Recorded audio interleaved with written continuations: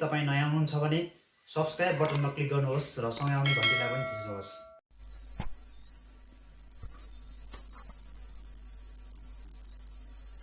नमस्ते, म रबिन मोक्तान। आजको यस श्रृङ्खलामा हामी ट्याली ERP 9 मा पेमेन्ट भाउचरलाई कसरी प्रयोग गर्ने भनेर हेर्नेछौँ। हामीले पेमेन्ट भाउचरबाट चाहिँ खास गरी एक्सपेन्सेसको कुराहरू यहाँबाट इन्ट्री गर्नुपर्ने हुन्छ।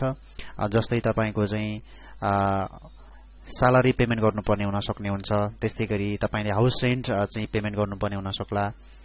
जस्तो रिपेयर एन्ड मेन्टेन्स एक्सपेन्सेसको कुराहरू हुन सक्छ। यस्तो कन्डिसनमा चाहिँ हामीले पेमेन्ट भाउचरबाट चाहिँ इन्ट्री गर्नुपर्ने हुन्छ। This type of voucher is use to recording all kind of payment transaction. जस्तै क्याश पेमेन्ट हुन सक्छ अथवा चेक पेमेन्ट हुन सक्छ। तपाईले क्याशबाट दिने कि अथवा चाहिँ चेक काटेर दिने भन्ने कुराहरू हुन्छ। यसरी हामीले चाहिँ यसलाई प्रयोग गर्नुपर्ने हुन्छ र तपाईले पेमेन्ट भाउचरलाई प्रयोग गर्नको लागि सर्टकट की कीबोर्डबाट तपाईले F5 गर्नुपर्ने हुन्छ। यसरी जुन हामी अघि रिसिभमा थियौं F6 र पेमेन्टमा आउन हामी F5 गर्छौं। र यहाँनिर आइसकेपछि तपाईको यहाँ डेबिटमा चाहिँ तपाईले जस्तो कसलाई के पेमेन्ट गर्ने भन्ने कुरा हुन्छ। जस्तो म अहिले स्यालेरी अकाउन्ट राखिदिन्छु। स्यालेरी अकाउन्टमा चाहिँ म अहिलेलाई मानौ 1 10 100 1000 10,000 5,000 सरी ल म 5,000 राखिदिन्छु। म क्रेडिटमा चाहिँ क्याश दिन्छु है। मैले क्याश राखेँ, अहिलेलाई क्याश राखेँ। जस्तो म बिङ मैले यहाँनिर चाहिँ बिङ स्यालेरी पेड यसरी मैले अहिलेलाई सर्टमा लेखेँ। त्यस्तै अर्को तपाईले फेरि राख्न सक्नुहुन्छ। जस्तै म यहाँनिर स्टाफ स्यालेरी राख्छु। जस्तो 1 10 100 1000 10,000 राखिदिन्छु। इन्टर गर्छु। त्यस्तै म अहिलेलाई क्याशबाटै गर्छु है। इन्टर गरे मैले। जस्तो म चाहिँ being salary paid to staff भनेर मैले यसरी राखेँ है अहिलेलाई।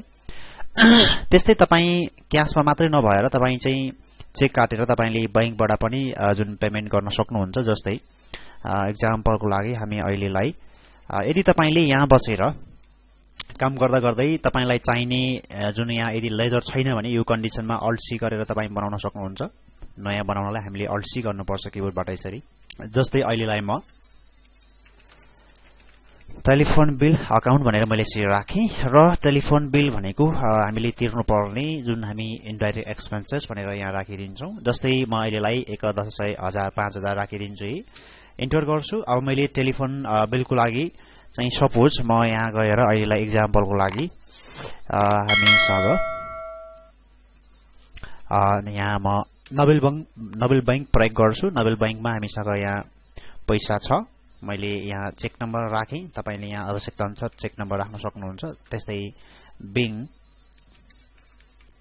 Telephone bill paid for the month of मानो